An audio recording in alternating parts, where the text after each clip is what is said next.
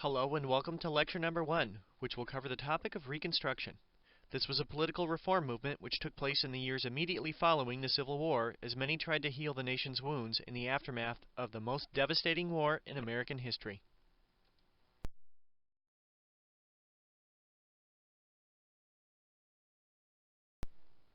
There are a few themes to be addressed in this lecture. The first topic will be a profile of the various leaders involved with Reconstruction. 2 presidents will be discussed, as well as some of the members of Congress.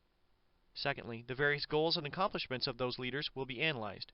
Different groups emerged, which had their own attitudes about the actions the nation should take. Finally, the end of Reconstruction will also be discussed. There's one thing you probably want to keep in mind as you're going through this lecture or doing any reading on this subject. That would be an evaluation of Reconstruction. Do you think this political reform movement was a success or a failure? A little background information and definition of what is meant by the term Reconstruction would be a good place to start. The Civil War had ended by 1865, yet there were several results of the war which had to be addressed. First, there was a tremendous loss of life. This was the bloodiest war in American history. How could the nation recover? Secondly, the South's economy was destroyed. In what ways would it be rebuilt? Finally, what would become of the former slaves? Would they be full citizens? Would land be distributed to them? Leaders throughout the country weren't sure. Here is a textbook definition of Reconstruction's primary focus. It was the process of putting the nation back together following the Civil War. Presidents had their own attitudes toward Reconstruction. The first president who had to deal with it was Abraham Lincoln. He had a unique plan to reunite the nation. Abraham Lincoln issued his Proclamation of Amnesty and Reconstruction during the war in 1863. Some people called this the 10% Plan because of its leniency and provisions. Essentially, 10% of the voters in the Confederate States had to accept 2 things: emancipation of the slaves, and they had to swear loyalty to the Union. Also, high-ranking Confederate officials could participate in this new government, but in order to do so, they had to receive a presidential pardon. Lastly, once these provisions were met, a state could return to the Union. This plan was noted for its leniency, as Lincoln wanted to make it easy for the Confederate States to return to the Union. Supporters of a lenient peace saw their hopes dashed when Abraham Lincoln attended a play in April of 1865. He was shot at point-blank range by the famous actor John Wilkes Booth while attending the play Our American Cousin at the now-famous Ford's Theater. The nation mourned its fallen president, as is shown with this image on the left. You may want to visit the website below as it identifies several of the conspiracy theories associated with the Lincoln assassination. Many theories have run rampant because Lincoln wasn't the only person targeted for assassination on that date. Several others, including members of Lincoln's cabinet as well as his vice president, were supposed to be killed on that night. However, only Booth was successful in killing his target. There were several others who also influenced Reconstruction at this time. We'll talk about them next.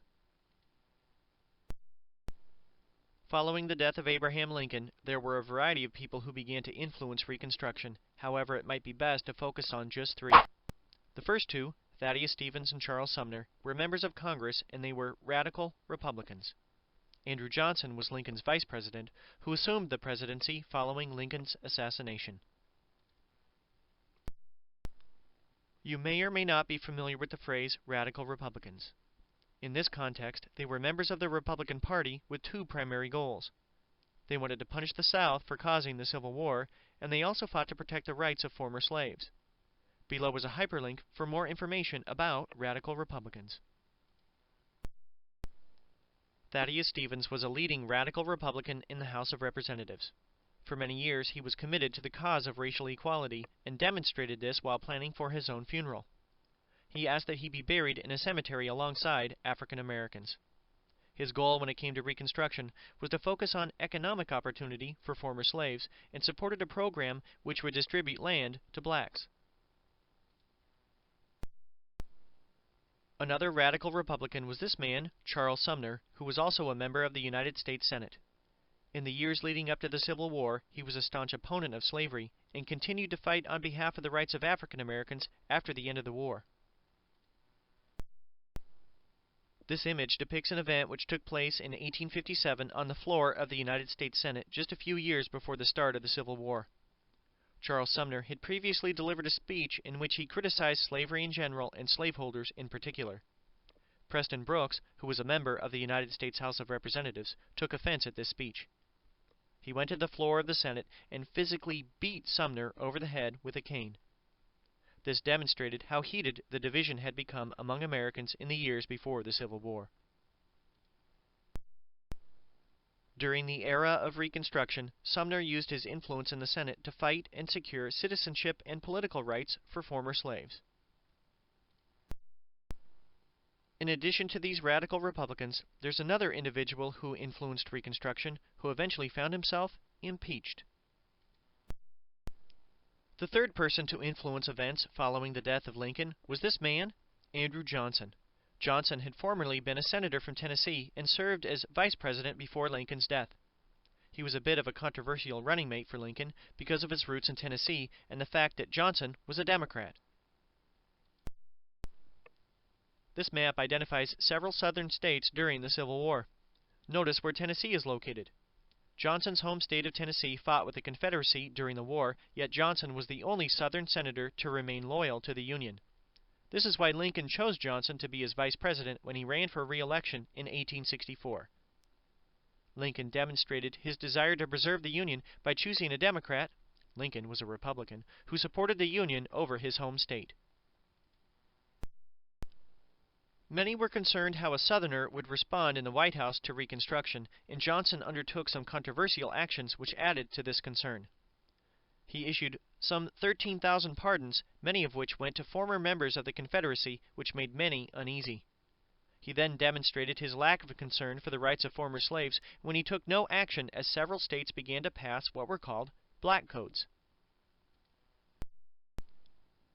Black codes became law in several states of the former Confederacy. Essentially, these established conditions which were very similar to slavery for African Americans. Typical regulations barred blacks from leaving plantations. In most states, interracial marriages were prohibited, and African Americans could neither serve on juries nor testify in court against whites. You may click on the hyperlinks below to view websites for additional information on black codes.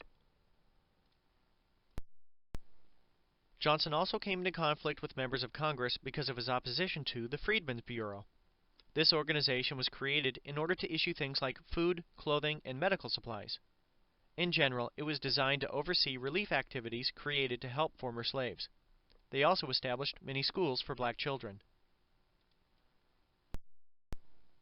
Here we see one of these newly established schools.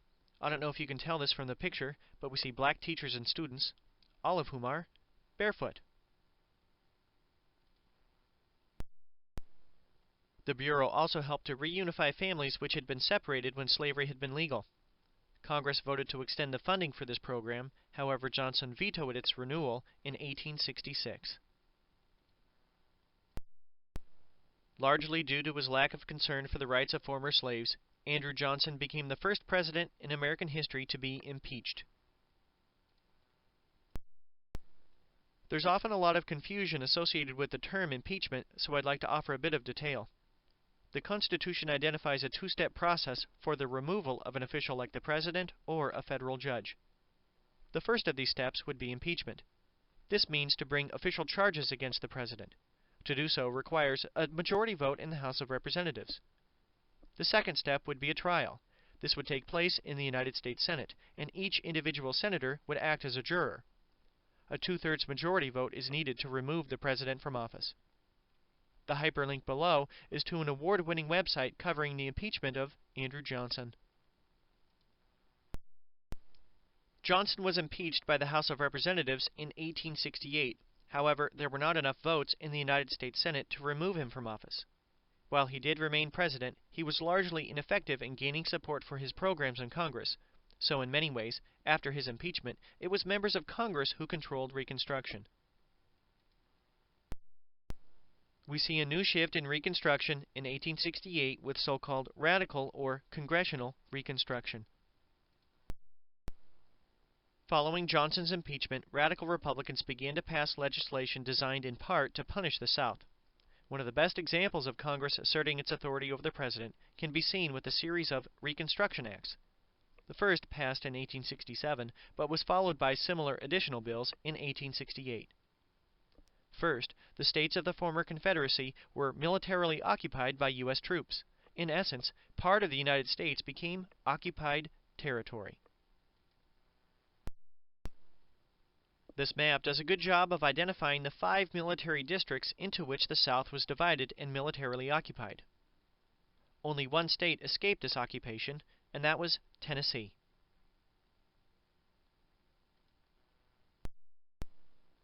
The Reconstruction Act also identified a way in which Southern states could be readmitted into the Union. In order to return, they were required to ratify the 14th Amendment. The reason why Tennessee escaped occupation was that it had already ratified the amendment in 1866. Another important topic associated with radical or congressional reconstruction would be the so-called Civil War amendments, numbers 13, 14, and 15. Each of these amendments addressed the status of former slaves following the Civil War. A partial text of this groundbreaking amendment to our Constitution is included below.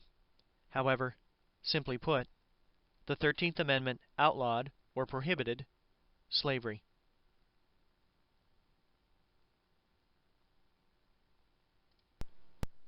Many have argued that the 14th Amendment is the single most important amendment to the Constitution outside of the Bill of Rights. It did a variety of things. First, it ensured former slaves would be considered citizens, as it declared that all persons born in the United States were citizens of the United States. Secondly, it guaranteed equal treatment under the law for all citizens. Another provision punished states that denied voting rights to all of its male citizens. Because access to voting rights was considered to be such an important issue, Congress proposed the 15th Amendment. The 15th Amendment specifically guaranteed the right to vote for all black men. In the years immediately following the passage of this amendment, many African American men exercised this power, as is shown in the painting on the right. It should be noted that while the passage of these Civil War amendments demonstrated tremendous political gains for African Americans, there was no major redistribution of land. Most former slaves continued to remain tied to the land as sharecroppers for many years. This system of sharecropping will be discussed in more detail in lecture number 4, The United States at 1900. Now I'd like to talk about how the election of 1876 helped to bring Reconstruction to an end. Reconstruction came to an end by 1877 as a result of a political deal involving the presidential election in 1876. In that year, 2 candidates ran for the White House, but it was unclear who had won because it was a contested election. The Democratic candidate was Samuel Tilden, the former reformer from New York. The Republican was the 3-term governor of Ohio, Rutherford B. Hayes. The problem with the election of 1876 dealt with voter irregularities in South Carolina, Florida, and Louisiana. Both sides accused the other of cheating, and both claimed victory in each of those states. To rectify this problem, a commission was established to find a resolution to this issue. Members of the Electoral Commission met in the Wormley Hotel located in Washington, D.C. Initially, there were 7 Democrats, 7 Republicans, and 1 Independent as members of the commission. However, the Independent faced a great deal of pressure and resigned. The second makeup of the commission included 7 Democrats and 8 Republicans. Well, those 7 Democrats and 8 Republicans were able to reach a solution dealing with this contested election. This was called the Compromise of 1877. First, Hayes became the new president. This made many in the North, and Republicans, happy. Secondly, the military occupation of the South ended. This made many white Southerners happy. However, when the military occupation of the South came to an end, the rights of former slaves were no longer protected. Below is a website for more information about this compromise. One final topic to consider would be an evaluation of this era of Reconstruction. How would you evaluate Reconstruction? Some historians argue it was a success. It was a success because slavery was abolished and African Americans were guaranteed equal treatment with the 13th, 14th, and 15th Amendments. In the 20th century, this led to expanded rights for all Americans. Other historians argue that Reconstruction was a failure because after 1877 there were rights guaranteed on paper but not in reality, particularly once the North turned its back on former slaves and the troops left the South. What you want to do is to think critically about this subject and come to your own conclusions. I hope you learned something new today about Reconstruction and civil rights in the years immediately following the Civil War. The next few slides will cover some of the sources used for this presentation, as well as hyperlinks to websites where you can find additional information about the topics discussed.